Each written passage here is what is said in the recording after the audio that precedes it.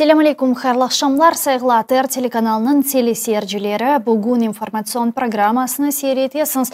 Сізлер үшін мен Гүлсім Халилова чалышам ве бұл бір саты девамында сізлер әле бірлікте сонки актуаль хаберлеріні музакире етмеге планлаштырдық. Яйнымыз екі тілде олажақ, Украина Қырым татар тілерінде ве екі бөлікке, екі қысымға бөлінейжек. Бұл Қырым татар милли мejlis рейсі Рифат Аға Чубаров яйнымызға хош олажақ ве айны заманда саяси аналистерінен берабер сонки актуаль меселелерді музакире етежекміз. Малюм олғаны ұзыре Украина президенті Владимир Зеленский түневін Нью-Йоркқа Бірлешкен Миллетлерінің Генераль Ассамблеясында чықышта бұлынмақ üçün ве андаки тедбірлер черчевесінде чешіт түрлі көрішмелер керчеклештірмек үшін келіп чықты ве бұл көрішмелер сырасында хусусан Америка Бірлешкен Девлетлері Жозеф Байден иле көрішме планлаштырыла. Демек, бұл көрішмелер нәтижесінде Украинаға анги бір файдалы нәтижелер, файдалы демек адымлар атылacağını музакире етежекміз. Айны заманда Украина жебесінде ве халқара тешкілатларының Украинаға берген дестегіні лаф етмеге планлаштырдық. Бұның иле бераберлікте Қырымда патламалар шиддетлеше, сонки алынған малюматларға көре Қырымға кенеде дронлар иле уджумлар япылды ве бұл уджумлар меселесіні лаф етежекміз. Ве элбетеке Азербайджан меселесі малюм олған өзре екі күн евелсі Азербайджан девлеті дағлы Қарабаққа антитеррористик операция башлатқанына дайыр ачықламалар япты ве 24 саат девамында андаки бұлынған Эрмени куветлеріне қаршы бойле бір операциялар, арби операциялар керчеклештірмекте Азербайджан девлеті ве бүгін ойлен алынған малюматларға көре ве Азербайджан девлетінің мұдафа назерлігі берген малюмат көре, демек, өзел бұл террористик террорге қаршы операция екінленді ве демек қойылған бұл бүтін мақсатларға Азербайджан девлеті етті. Анда бұлынған Эрмени күшлері силахларыны демек бірақып, ораларыны терк етежеклеріне дайыр гарантияларыны берділер. Сайғыл арқадашлар, насыл еті бұл адесе юз берді, не үшін айнен шымды Азербайджан бұқыба операцияны башлатты. Демек, не үшін мисал оларақ Эрменистанны әрдайым дестеклеген Русия бұл дефа дестеклемеді Эрменистан яңылыз бырақты ве атта Азербайджан тарафына Азербайджанға дестек берді. Не себептен бұлардың эпсі олғаныны бізім яйнымызға бағланған мұсафирлер әле лаф етежекміз. Ама ilk мұсафирымыз украинлі олғаны үшін сайғыл арқадашлар, мен украин тіліне кешмеге ве оны тақзим етмеге істейм. В эфире телеканала АТР вы смотрите информационно-аналитическую программу «Бугунь». Для вас работаю я, Гульсум Халилова. Сегодня в течение нашего эфира мы планируем обсудить самые актуальные новости, касающиеся нашей страны, касающиеся Украины, оккупированных территорий и агрессивных действий России на территории Украины, а также визит президента Украины Владимира Зеленского в Нью-Йорк, в рамках которого он планирует встретиться с президентом США Джозефом Байденом. Как известно, он уже выступил на Генеральной Ассамблее Организации Объединенных Наций. Какие именно будут затрагиваться в вопросе в ходе переговоров с президентом Соединенных Штатов Америки, стоит ли нам ожидать каких-то позитивных результатов от этой встречи и многие другие вопросы, связанные с в том числе оккупированным Крымом и движением «Жовта стрічка» на территории полуострова, мы обсудим с Ярославом Башко, це голова Центру політичних студій «Доктрина», політичний консультант. Пане Ярославе, вітаю вас. Селям алейкум. Вітаю вас. Пане Ярослава, я предлагаю начать с актуальных новостей. Как известно, президент Украины находится сейчас официальным визитом в Нью-Йорке. Вчера он выступил на Генассамблее ООН. Планируется встреча с президентом США Джозефом Байденом. Что вы для себя важного почерпнули из вчерашнего его выступления, предстоящих встреч, переговоров и каковы ваши ожидания от переговоров с Байденом непосредственно? Ну, по-перше, варто підкреслити, що Зеленський далі буде брати участь у заходах на території США і цілком ймовірно Канади. Тобто візит не буде обмежуватися лише участю і зустрічами на полях саміту глав держав ООН. Це перший фактор. Другий фактор – це все-таки те, що буде зустріч з Байденом, як до кожної масштабної події, готуються традиційно масштабно. Тобто, скоріш за все, Україні буде так чи інакше надано уже офіційно заяву щодо того, що нам будуть передавати далекобійні ракети Атакамс, тому що, як правило, ось такі великі зрушення вони до таких візитів традиційно приурочуються. Мгм. Окрім цього, насправді для нас важливим є моментом те, щоб США розглянули, ухвалили певний порядок того, як буде забезпечуватися допомога Україні в такому більш автоматичному автономному режимі на період виборчих процесів у США наступного року, тому що у України є достатньо сильне побоювання, що через внутрішньополітичні фактори підтримка буде або не така оперативна, або буде чимось ослаблена. І ось тут Україна чекає від команди Байдена передусім гарантій певної такої автоматичності механізмів, автоматичності їх продовження далі. А скажите, вот с чем это связано? Связано ли это, например, с медленным контрнаступлением, как говорят некоторые политические аналитики, в том числе и на Западе? Наверняка вы видели огромное количество статей, которые сейчас публикуются, в том числе и американскими ведущими СМИ. Вот недавно Вашингтон-Пост писала о том, что Байдену в этот раз на Генассамблее ООН будет непросто, ему будет, более того, даже тяжело убедить своих партнеров в вопросе дальнейшего предоставления, активного предоставления оружия Украине, так как вот якобы есть некая усталость у западных стран, потому что война длится уже долго, цены растут на товарооборот, на энергоносители и так далее, и западные партнеры все-таки хотели бы, чтобы сейчас уже начались какие-то переговоры и каким-то образом вот вскоре урегулировать эту войну. Ну, безусловно, у этого есть внутренняя логика, но, скажем так, эти журналистские материалы, они изобилуют излишними допущениями. Мгм. То есть, когда говорят о таких вещах, да, то, как правило, упускают из виду тот момент, во-первых, что вот этот вот диалог о возможности или гипотетических переговорах, он длится уже практически год. Да, то есть для переговоров не сформированы никакие условия. Так или иначе, условия для переговоров — это не какая-то абстрактная готовность сторон, а это выясненная ситуация на поле боя, в которой понятно, что одна сторона более не сможет полноценно сопротивляться. Да, пока этот фактор не создан, пока этот фактор не прояснен, никакие переговоры, конечно же, не начнутся, и любые попытки их начать, они будут излишне нереалистичны.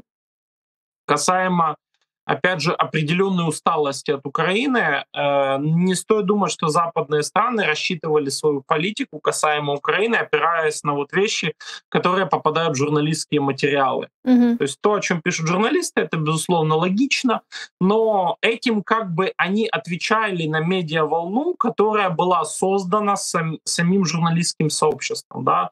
Где-то это размытие контекста, где-то преувеличение ожиданий. Скажем так, с военно-технической точки зрения, любой военный специалист, который консультирует какое-либо западное правительство, он понимал, что в принципе операция, о которой мы говорим, да, вот контрнаступление на юге Украины, оно ни в коем случае не могло развиться по вот этому харьковскому сценарию, который был реализован осенью 2022 года из-за особенностей ландшафта, из-за того фактора, что на Харьковщине у русских не было как таковых серьезных укреплений. И поэтому такое, знаете, сравнение щепетильное деталей, оно сразу давало понять, что здесь не будет какой-то неожиданности, что это Мгм. действительно длинный процесс. Это причина, по которой еще в самом начале контрнаступления украинские главнокомандующие начали говорить, что это длинный процесс, не нужно думать о каких-то мгновенных результатах. Скажем так, мгновенный результат мог быть только в случае, если бы вот русские массово просто дрогнули и бежали с поля боя. Да? Но в условиях такой эшелонированной обороны пока что это не представляется реалистичным. И рассчитывать, скажем так, держать войну полностью на психологических факторах — это в какой-то мере бессмысленно. Поэтому я думаю, что то, что произошло, конечно же, для западных партнеров не стало большим сюрпризом, потому что они смотрят не на общественное мнение в этом случае, они смотрят на мнение людей, которые имеют отношение к боевым действиям, и которые могут, так сказать, по учебнику сказать, что удается, что не удается и как должно быть. И там, Мгм. конечно, намного менее завышенные ожидания были всегда. Ну, на самом деле, если так рассуждать, то это ж российский нарратив, да, что якобы контрнаступление идет медленно, что якобы там российские вооруженные силы выстроили очень сильную оборону и так далее, и украинское контрнаступление стало якобы безуспешным, и поэтому есть некая усталость у Запада, да, которая там уже не будет предоставлять оружие в той мере, которое было бы необходимо Украине. Ну, во-первых, да. А во-вторых, опять же, когда мы говорим об определенном чем-либо медленном или быстром, то у нас должны быть определенные явления для сравнения. Мгм. Война, в которой сейчас воюет Украина, она для нашей эры уникальна. То есть ни Ирак, ни Афганистан, ни операция «Буря в пустыне» ни в коей мере не могут, ни война во Вьетнаме не могут быть сравнены с нынешней войной, потому что почти всегда речь шла о противостоянии регулярной армии с сильным перевесом в воздухе каким-то практически регулярным воинским формированием. А вот так, чтобы сталкивались две военных машины с собственным ВПК, с огромным количеством артиллерии и техники, такого действительно не было со Второй мировой, с тех пор, когда и военная мысль, и техническая мысль, и военные доктрины ушли далеко вперед.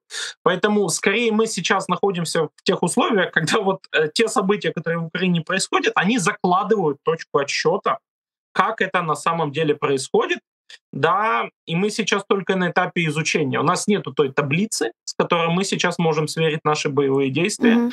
И уж тем более бессмысленно, что было бы считать, что все будет вот так, как в 2022 году. В 2022 году события происходили очень быстро, потому что стороны еще не имели таких упорно укрепленных рубежей, и весь 22 год стороны их укрепляли, что важно. Каждый укрепленный рубеж, ДОТ, там, линия заграждений минных каких-либо, это всегда потеря времени, потеря техники, потеря личного состава противника. Поэтому тут просто банально по количеству минных полей, которые обе стороны разместили вокруг линии боевого столкновения, уже можно было понять, что это явление будет Мгм. довольно медленным. И более того, наступательные активности сторон, они, как всегда, будут довольно точечными. То есть, когда мы слышим, что какая-то бригада идет в наступление, то, как правило, речь идет о том, что две роты, там, рота, два взвода какой-то бригады двигаются. В первую очередь, да, то есть мы сейчас говорим о на самом деле событиях маленького масштаба, но они происходят практически по всей линии фронта. То есть движение есть, но мы склонны нарисовать такую гипербольную картинку, как будто бы это все постоянная Курская дуга, постоянный Сталинград, где фронты резко откатываются. Нет, это в полной мере позиционная Мгм. война. Но при этом мы пока не видим решения Соединенных Штатов Америки в вопросе предоставления нам истребителей F-16, а мы понимаем, что наличие необходимого вооружения Украины — это один из основных факторов наступательных движений, активных наступательных движений и так далее. Как вы думаете, почему? Ну, во-первых, мы должны понимать, что США — это высокоинституализированное государство. То есть это государство с очень сильной бюрократической машиной, в котором принятие любого решения требует огромное количество времени. А теперь умножим этот факт на то, что существует определенный политический момент принятия такого решения, потому что понятно, что это решение остается всегда за командой президента США, за Белым домом. И сейчас определенные предварительные шаги, которые мы видим, да, согласие США, например, на то, чтобы нам страны-союзники США передавали свои самолеты американского производства, Мгм. это первичный сигнал, что такое решение будет. И, возможно, я не исключаю, что его тоже приурочат вот к визиту Зеленского как к красивой дате.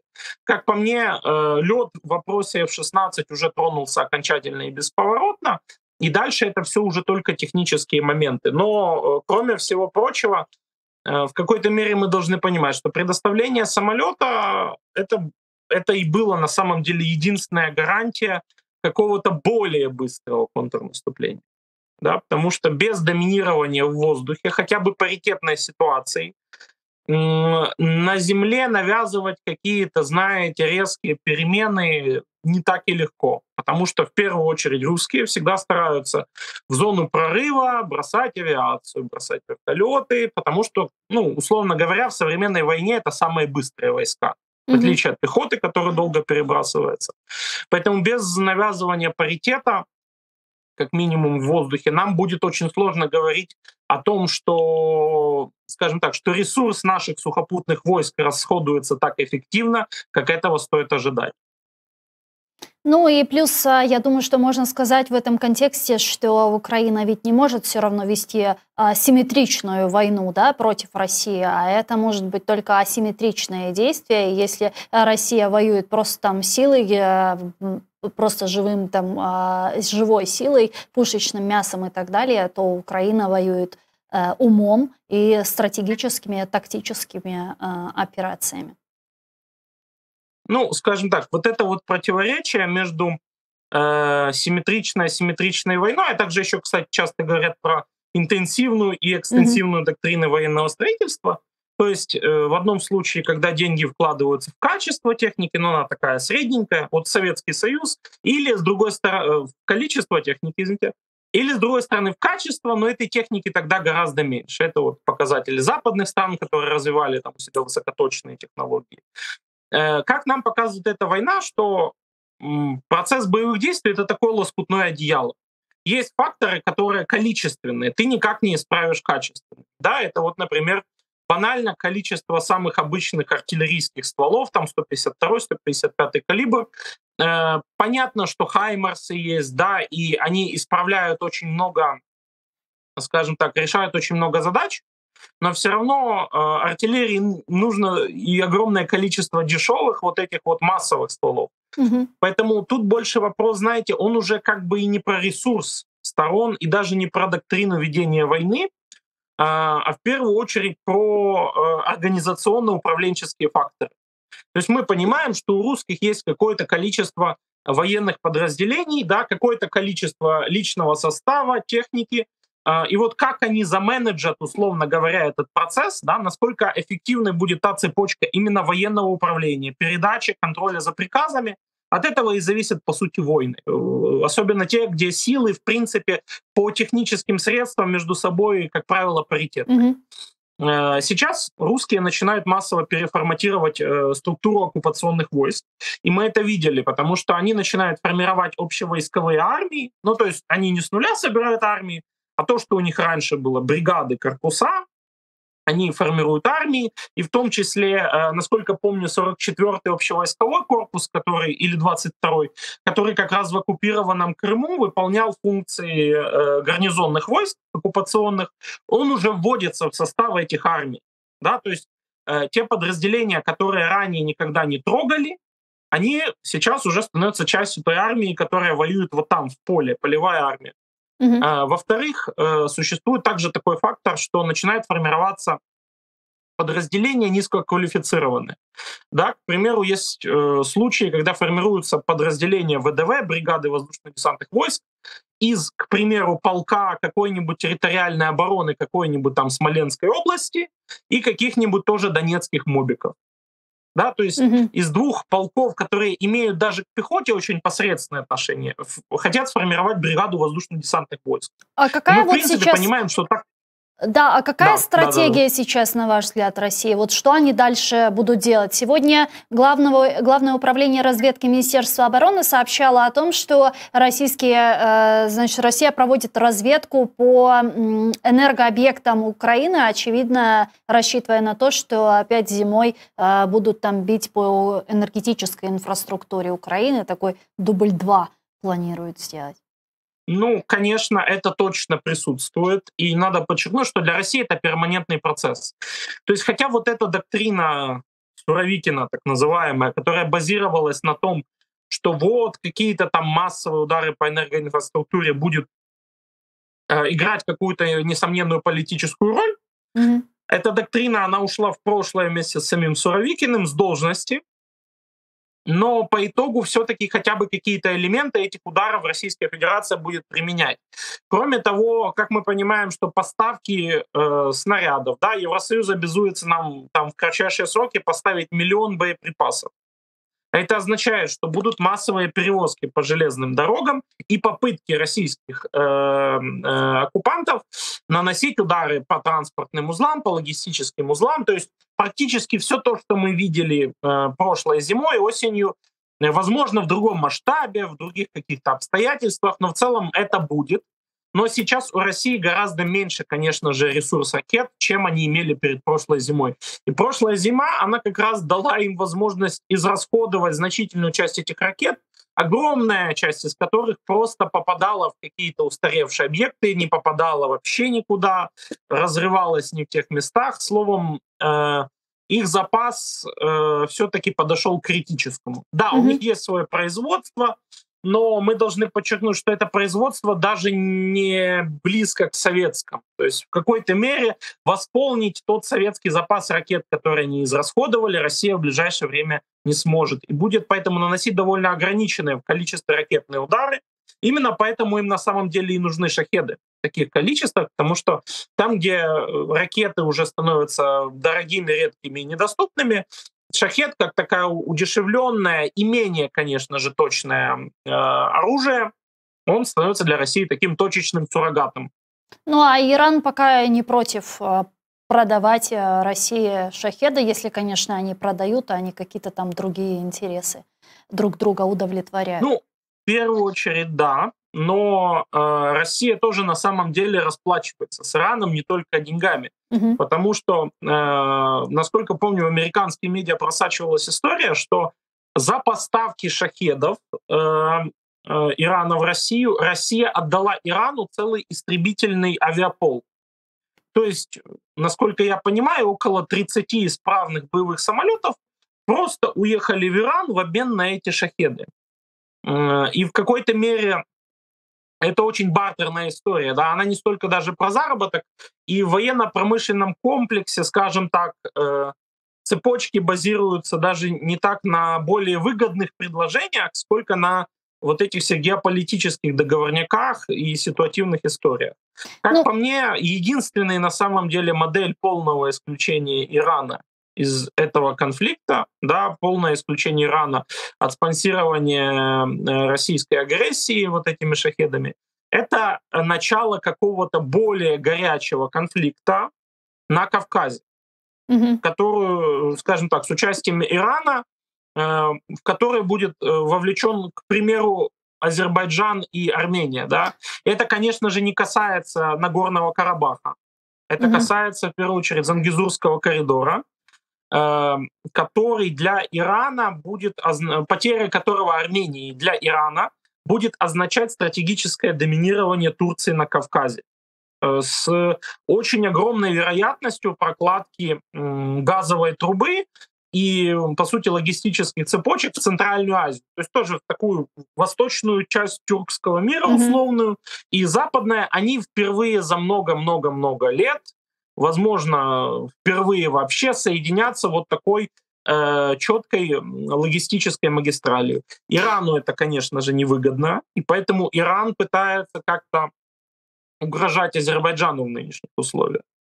Ну, раз мы затронули тему Азербайджана, Ирана, Турции, Карабаха, Нагорного Карабаха, предлагаю продолжить эту тему, учитывая, что вчера Азербайджан объявил о начале антитеррористической операции против армянского анклава, который продолжал находиться там с 2020 года, войны, которая там была, 44-дневной национально-освободительной. И вот Азербайджан вчера начал очередную антитеррористическую операцию. Сегодня в 12:45, если я не ошибаюсь, Азербайджан объявил о завершении антитеррористической операции, о том, что они пришли к договоренностям, о том, что, значит, армянские силы в Карабахе, в Нагорном Карабахе складывают свое оружие и полностью сдаются. Ну, Турция, понятно, Азербайджан поддерживала. Армения и руководство Армении, армянский народ в Ереване проводил огромные протестные акции, в том числе и против России, против Путина, которая, вот как они там говорили, что Путин их кинул, Пашиняна кинул, и Армению в данном вопросе не поддержал. Хотя все это время мы знаем, кто подогревал конфликт в Нагорном Карабахе последние 30 лет, кто, в принципе, поддерживал армянские анклавы на территории оккупированной территории Азербайджана. И вот происходит такая ситуация, и Россия, можно даже сказать, занимает сторону Азербайджана. Что произошло? Ну, во-первых, нужно подчеркнуть, что начиная со Второй Карабахской войны, с ее окончания, началось планомерное, постепенное и активное выжимание России из Кавказа. Мгм. То есть, конечно, у нас это не так принято за этим следить, но то, что Россия не вмешалась на стороне Армении всерьез еще во Вторую Карабахскую войну, уже означало, во-первых, что Россия отдает себе отчет, что региональная сила, во-первых, Турции, во-вторых, примкнувшего к Турции Азербайджана, представляют для нее на Кавказе такую угрозу, что уже наступает фаза торга, да, с этими силами, что уже в какой-то мере препятствовать вот этим вот стратегиям двух тюркских государств для России на Кавказе не представляется полноценно возможным. То есть, да, можно ставить какие-то локальные палочки в колеса, где-то там подбрасывать карабахским, ну, так, арцахским так называемым вооруженным формированием оружие, где-то там миротворцы, в том числе российские, в этом были Мгм. задействованы, и об этом азербайджанская пресса очень много писала. То есть как-то тормозить процесс интеграции, да, вот этой плавной, длинной интеграции Карабаха в состав Азербайджана обратно, этот процесс тормозить, попутно ища для себя, возможно, какие-то новые ресурсы, чтобы потом не осталось, чтобы это все просто не перешло в фазу полного выжимания России из региона.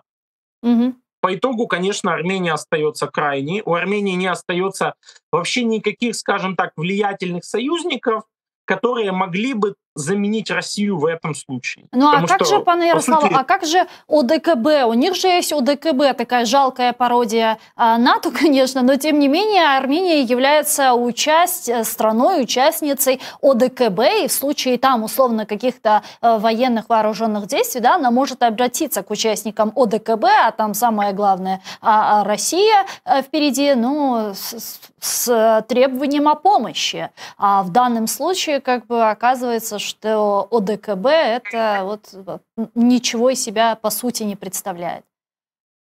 ну, во-первых, касаемо ОДКБ это было понятно. Мгм. И Армения как раз, она на самом деле была в фарватере критики ОДКБ изнутри, начиная с окончания Второй Карабахской войны.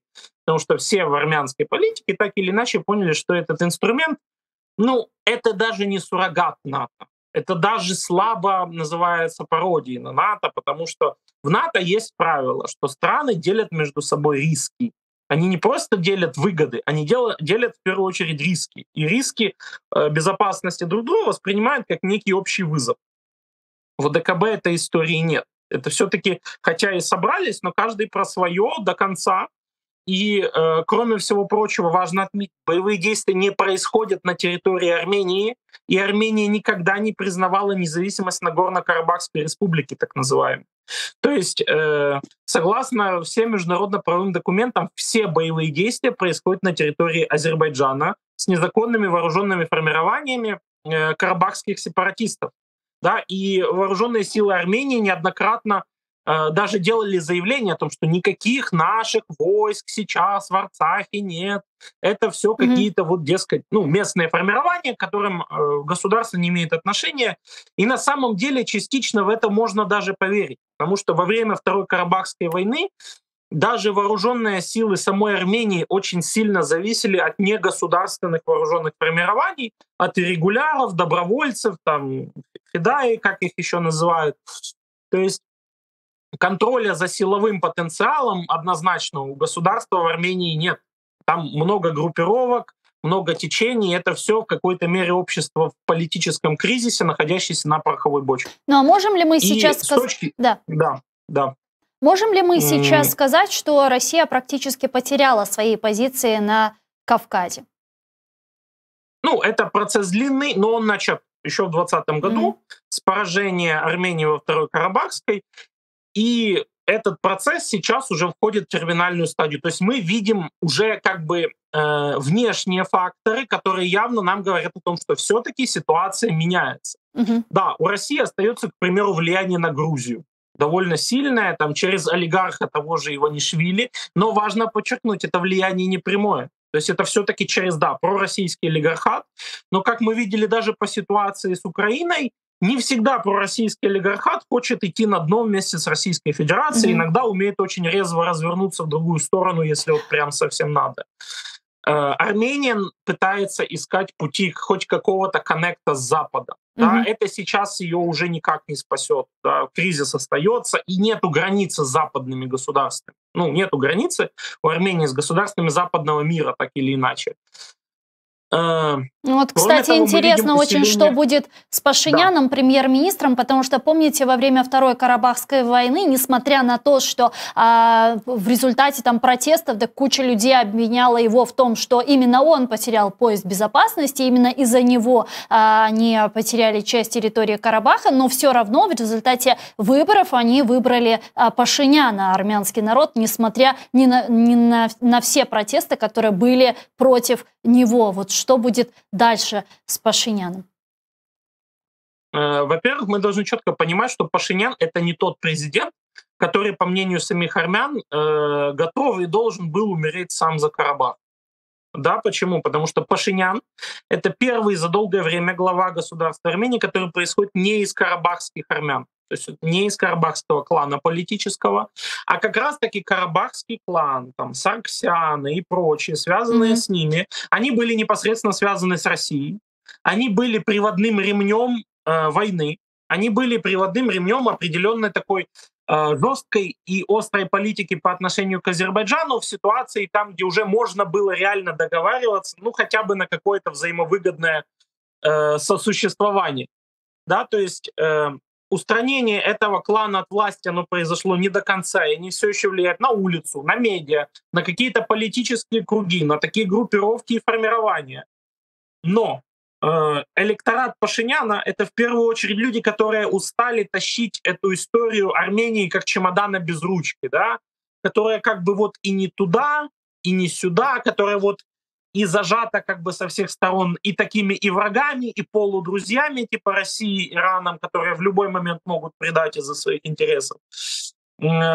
История Пашиняна, она действительно базируется на том, что по Карабаху не стоило принимать каких-то резких действий.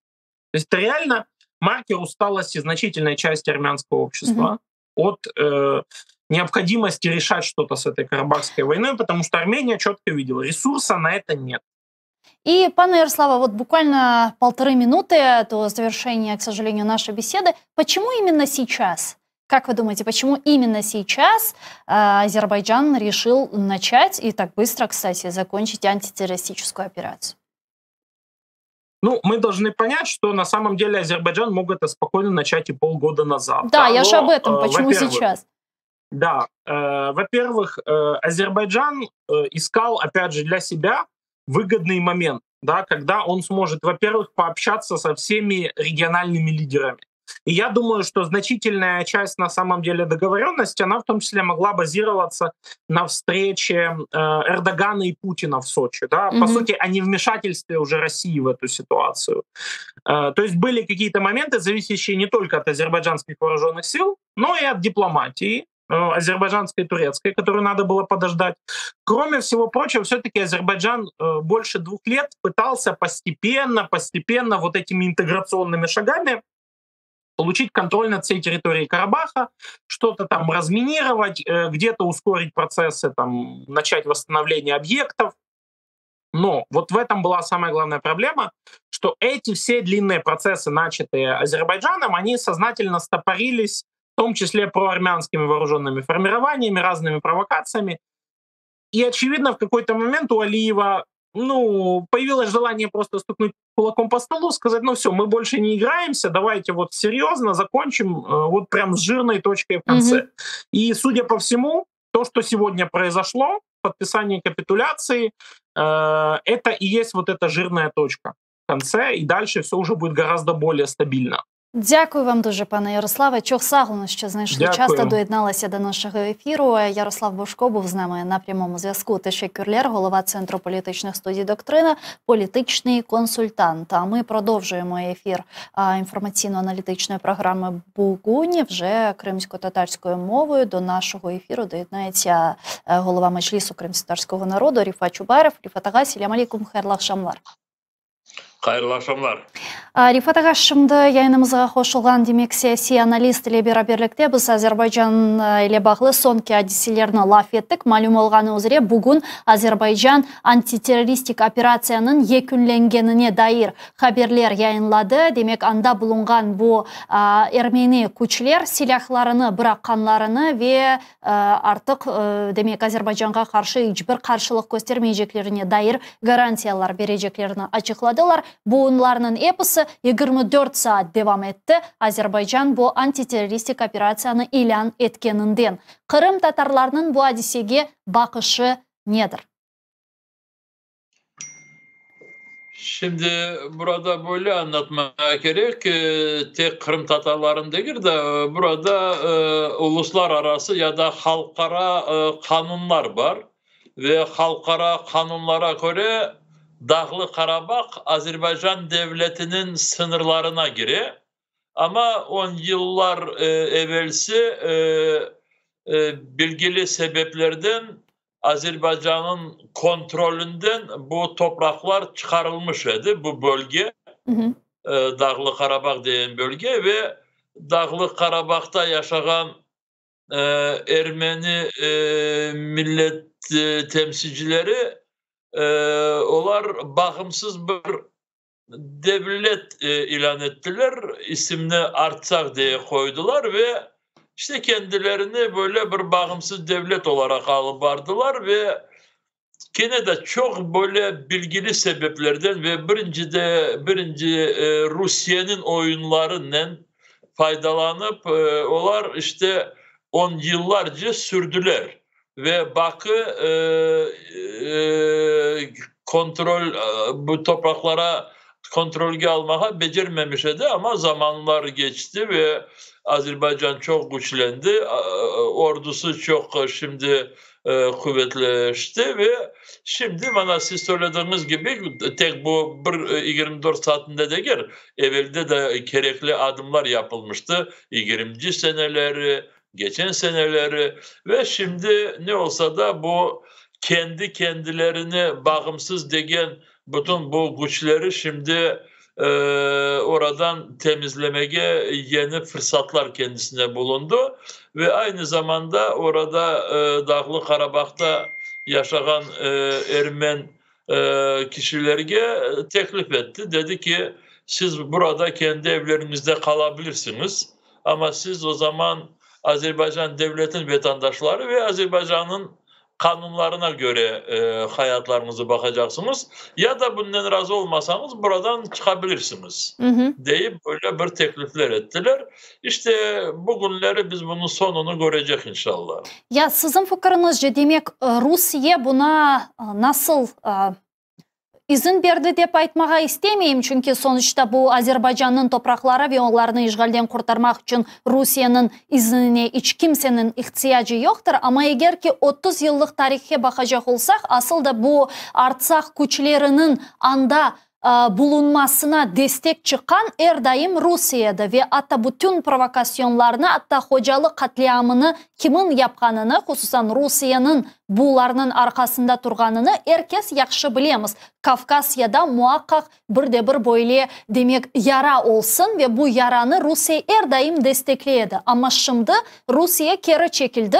Ermenistan'a hiçbir şekilde destek vermedi ki Ermenistan ODKB teşkilatının azası ola ve hatta Azerbaycan ve Türkiye tarafına geçti dep aytmağa mümkün. Sizin fikrinizce Rusya'nın Kafkasya'da bu şekilde gücünü joymasına nasıl onlar izin verdiler özlerine? Şimdi bakınız Rusya kendi pozisyonu bu Kafkasya'daki alıp bargan siyasetini değiştirmedi. Rusya'nın bütün bu yapkanı ve gelecekte de yapacağı işte yakın komşu toprakları kendisinin her vakit kontrolünde tutması. Ama şimdi Rusya zayıflendi. Çok güçünü coydu ve fırsatları yok. Şimdi elbette eğer becerseydi de hem Azerbaycan devletine böyle ileride kendisini böyle inkişafına bakmasına yollarını kapatır idi. Becerse idi gene de siz söylediğiniz gibi bu 30 sene devam etken oradaki bu durumunu böyle karıştırıp duraydı. Ama gücü yok. Aynı zamanda Azerbaycan çok güçlendi. Azerbaycan'ın yanında kocaman Türkiye devleti var. Rusya bütün bu etrafta yapılan cenklerine bağlı işte çok zayıflandı ve tek Ukrayna'ya karşı cenk değil de Suriye'ye karşı Gürcistan'da çok masrafları var. Oradaki bu işgal edilen toprakları kendi kontrolünde tutmasına. İşte şimdi sıra geldi Azerbaycan'a kendi topraklarına kontrolü kaytarmaya ve Rusya buna şimdi mecbur. Ama Rusya şimdi böyle zayıflandı da ve chatte duracak bir devlet değil. Rusya'nın şimdi bütün talep edeceği Ermenistan'ı kontrolü almaya. Karabağ'ı coyup, Dağlı Karabağ'ı coyup ama bütün Ermenistan'ı koluna almaya ve Ermenistan devlet olarak bu Kremlin politikasını devam etkenini o Kafkasya'da istediği bu Moskova'dır. Ve o sebepten şimdi Ermenistan'da bu insanlar taraftan kalabalıklar olabilir ve bu kalabalıklar böyle ortaya getirgenlerin birisi Rusya'dır. Çünkü şimdi Moskova'nın planları Nikol Paşinyan'ı, Ermenistan'ın başbakanını vazifeden düşürüp, yıktırıp oraya kendilerine hizmet edecek kişileri getirmesine. Bana bugünleri biz bunu görebiliriz. Çünkü Rusya'nın korgenine Ermenistan Rusya'nın kontrolünden uzaklaşıp Batı politikasına, Batı ülkelerine yakınlaşa, gene de işte Avrupa'ya yakınlaşa ve eğer Ermenistan şimdi Batı ülkelerine, Batı politikasına yakınlaşsa o zaman mutlak Ermenistan ve Azerbaycan kendileri kendi arasında onlar gelişecekler ve hepsine orada çok böyle tınçlık gelecek ve böyle bilirsiniz biraz bu olgan acılar yavaş yavaş ortadan gidecek. Çünkü bu iki devlet, iki millet Azerbaycan ve Ermenistan becermediklerinin sebebi Rusya'ydı. Şimdi Rusya oradan alındırılsa o zaman bu iki devletin arasında her vakit ateşleştirmeye taraf olmayacak ve inşallah onlar da bu cenksiz kendi aralarındaki bağları kurabilirler. Ama ko'rasizlar da demek Putin 2018 senesi Ermenistan'da olgan bu barxitnay revolyutsiya Kadife inqilabı diyeceğim artık. Kadife inqilabını demek bağışlap olamadı Paşinyan'a ve Paşinyan destekçilerine. Çünkü o vakit Rusya'nın desteklegeni Sargsyan iktidardan alıngan, çekilgen edi ve elbette ki Rusya özünün gücünü joymağa başladı. Şimdi ise Paşinyan ve Ermenistan'ı Batı güçleri Garbi ülkeler devlet desteklese belki de demek Rusya'nın bu kapkanına düşmeyebilir. Şimdi burada bunu da göz önüne almaya gerek de ben şimdi burada o kadar kolaylık oldu demeye arkadaşlar düşünmesinler de ben de sebepçi olmayayım. Çünkü bu Dağlı Karabağ ya da Ermeniler söylediği gibi bu Artsakh diyen bu ideya Ermeniler için çok önemli ve yanlış olsalar da ama kendilerini öyle bir bu 10 yıllar senesi kendilerini öyle hazırladılar ki bu Dağlı Karabağ şimdi Ermenilerin kontrolünden ketkenine onların arasında içlerinde böyle karışık olacak ve bu sebepten Ermenistan'ın toplumunda bugündeki bu başbakan Nikol Paşinyan'a karşı olacak kişiler az değil. Ve onlar şimdi bu Dağlı Karabağ'a Azerbaycan devleti kontrolünü kaytarganına şimdi Nikol Paşinyan'ı kabayatlayacaklar. Ve Rusya bunu kullanmaya şimdi tırışacak da bu sebepten Nikol Paşinyan'ı kendi vazifesinden düşürmeye tırışacak. İşte oradaki bu acıda olan kişileri Rusya kullanmaya şimdi çok adımlar yapacak. İşte o sebepten diyeyim de böyle bu aynı bizim Kırım'ın durumuna biraz yok o kadarlık değil. Ben şimdi böyle bir örnek ortaya getirmeye istemem. Ama şimdi ne kadar Putin şimdi bu Kırım Rusların dersin ki böyle terin yüreklerinde olan bir bölge gibi göstermeye getirişe oraya getirip 1 milyon kendi vatandaşlarını yerleştirdi. Yarın bir gün bunlar hepsi oradan gidecekler. Gitmeye mecbur olacaklar ama o sebepten Rusya toplumun içinde çeşit türlü karışıklar, çok zorluklar olacak ve bu zorlukları oradaki ya Putin ya onun yerine gelgen rehberler gene de bize karşı kullanmaya tırışacaklar ve o sebepten bizler işte yorulmayıp her vakit değil ki bu Rusların toprağı değil.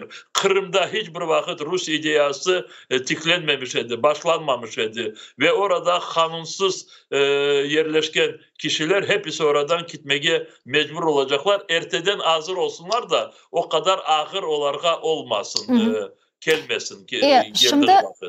Şimdi bu subiyetimizde başlağanımız vakit siz aklı olarak bunun sadece Kırım Tatarlarla bağlı değildi.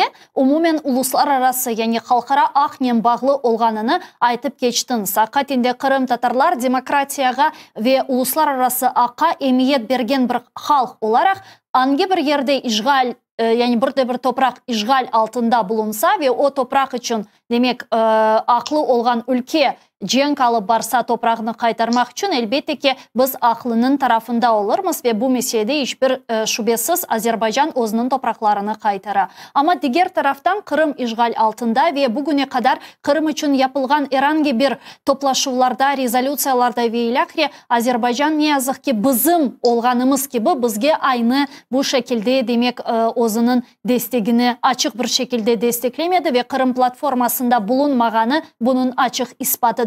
Bununla bağlı bir üzüntü hissetesiniz mi? Elbette Azerbaycan'ın bu siyaseti biraz böyle çok sakıntılarla alıp baralar da ve bunu da anlaması mümkün.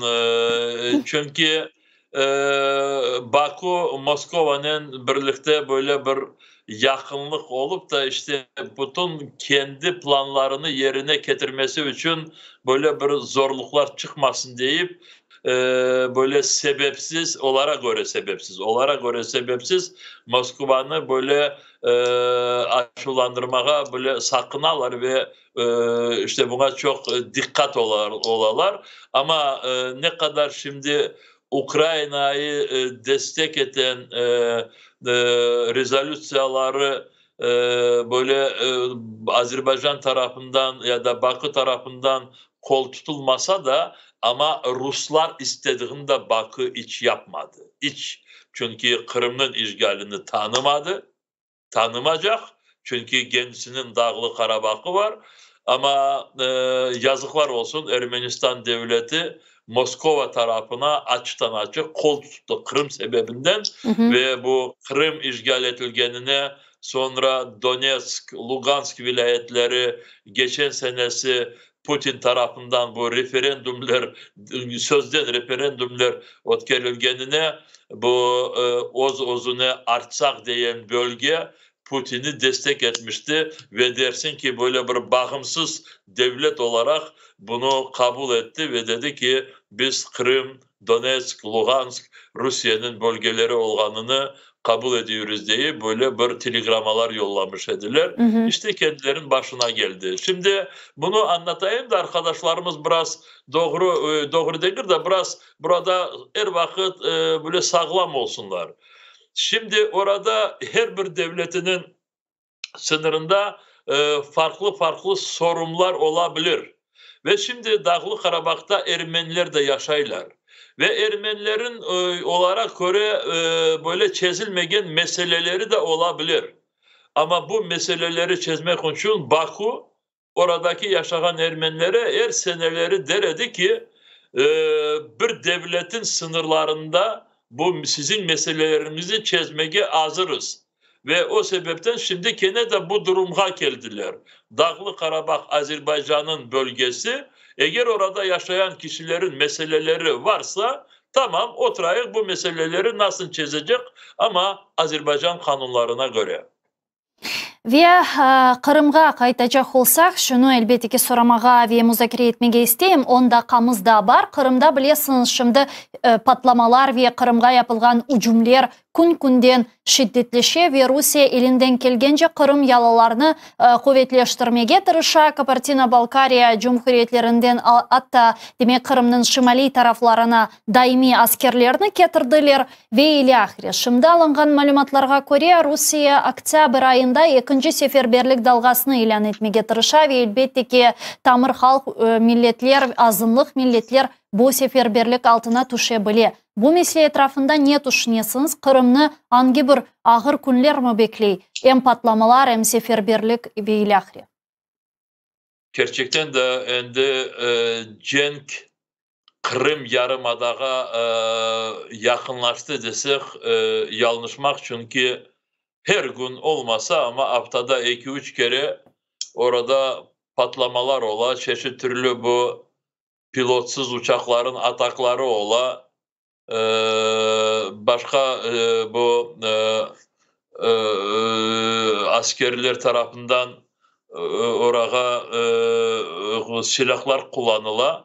İşte ben şimdi her gün olganlarını hatırlamam ama şimdi söyleyebilirim. Misal için bu 17. Eylül'de bu köprü Kerç Boğazı'ndaki köprü patlanmıştı.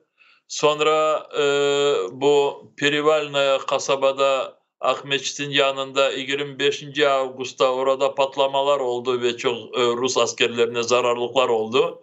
13. Sentyabr'de Akyar'daki bu gemi tamir etken zavodunun patlattılar ve orada 2 tane Rus askeri gemisi, birisi bu büyük gemi ismi şimdi Minsk ismi çok simbolik aslında. Minsk, Moskova batmış idi, şimdi Minsk'ta vuruldu ve orada da bu suyun dibinde kullanılan işte gemi Rostov-na-Donu o da zararlandı. Her gün bir şeyler ola. Kezlev, Kefe, işte bugün Duvankoy'un yanında orada askerlerin kazarmalarına gelip orada bu patlamalar oldu. Bu patlamaları hepsini böyle ayrı ayrı bakmak değil de böyle bir operasyon gibi kozogni almaya gerek. Anlaşıldı ki Ukrayna askerliği birinciden lojistik ya da bu işte yollar meselesini zorlaştırmaya tırışa ve bu sebepten bu köprü, Kerç köprü, Çonhar köprüsü, Genişkin yanında bu köprü, 3 köprü patlanmıştı ve işte Rusların askerliğine bu bütün bu silahı bilmeyeyim askeri teknikasını taşımasına zor olsun deyip, ikincisi bu çeşit türlü Kırım'ı korçalamak için uçaklarga karşı sistemalar, raket sistemaları, onlar şimdi onlarga zarar etmeye Ukrayna askerliği tırışa. Tarhan Kut'ta olmuştu. 1 milyar 200 milyon dolar masraflı bir sistemanı 2 hafta evvelse patlattılar.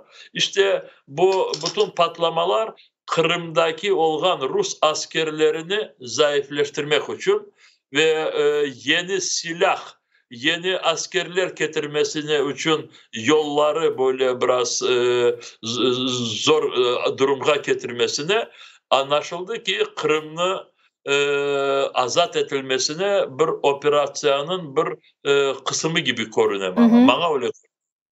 Hakikaten ve seferberlik meselesi Rifat Ağa, Ruslar galiba... Seferberlik burada biz biraz açıklamalar yapmıştık başka dillerde. Burada ve ister edim bizi bugün seyretken arkadaşlar oradaki bütün akrabalarına, tanışlarına bildirsinler.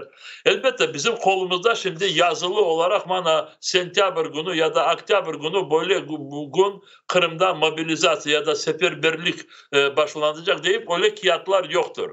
Ama bütün durum onu gösteriyor ki Rus devleti bana bu güzde büyük bir mobilizasyaya, büyük bir seferberlik ilan edecek. Çünkü onun durumu çok böyle zorlaştı ve kendisinin savaştaki olan durumu değiştirmek, kendisini iyileştirmek için elbette birinciden binlerce, yüz binlerce askerler gerek Rusya'ya. Ve o sebepten çeşit türlü burada prognozlar var. Kimde 200 bin, kimde 400 bin, kimde 1 milyona kadar böyle bir yeniden askerleri alacaklar. Elbette eğer Rusya bunu mecbur olsa yapmaya, bana göre mecbur olacak. Birinciden bu mobilizasyonu işgal edilen topraklarda geçirecek. Çünkü oradaki insanları aslı ne acıması var ne de bilmeyim onların tarafından bir türlü karşılık da görmeyeceğini bile de ve o sebepten bütün Kırım'daki olan böyle orduğa yetişmiş olan erkekleri Kherson vilayetinde Zaporojye bu işgal edilen rayonlardan bize göre bizim düşüncelerimize göre Rusya orada bana bu ya bu ayın sonunda ya da oktyabr ayında böyle bir seferberlikini ötkerecek ve gene de binlerce insanlarımızın başına bu bela gelecek, risk gelecek. O sebepten biz erteden çağırıyoruz. Hepsi bu gelecek mobilizasyondan saklanmaya yollarını kendileri bulunsunlar. Eğer bulunmasalar, tapmasalar o zaman askerliğe çağırdıkları vakit Karaman kendilerin bu işlerindeki olan bütün bu iradelerini toplasınlar da ve ben Rus ordusuna varmayacağım deyip orada keskinden karşı söylesinler. Türmeye gidecekler. Ben anlayayım söylediğimi. Şimdi televizyondan bakan birisi der, sen ne orada bize anlatırsın? Bizim balamız türmeye gitsin mi? Türmeye gitmeye eğer cesareti olmasa o vakit Cenk'e yollayacaklar ve ya onu öldürecekler ya o başkalarını öldürecek. Ama bana göre başkalarını öldürecek ama onu da öldürecekler. O sebepten ballarımızı ölümden kurtarmak için Rusya ordusundan kaçırmak için o sebepten erteden hepsi davransın. Ya mına Kırım'ı terk etmek meselesine müzbet bakmaysınız anlığanıma göre. Eğer başka yollarını bulunmasalar Kırım'ı terk etsinler. Kaytmağa yollarını son bulunuruk. Kırım'dan çıksınlar bu yetişmiş kişilerimiz orduğa mecburen alıp varılacak kişiler başka yollarını bulunmasalar öyle yapacaklar.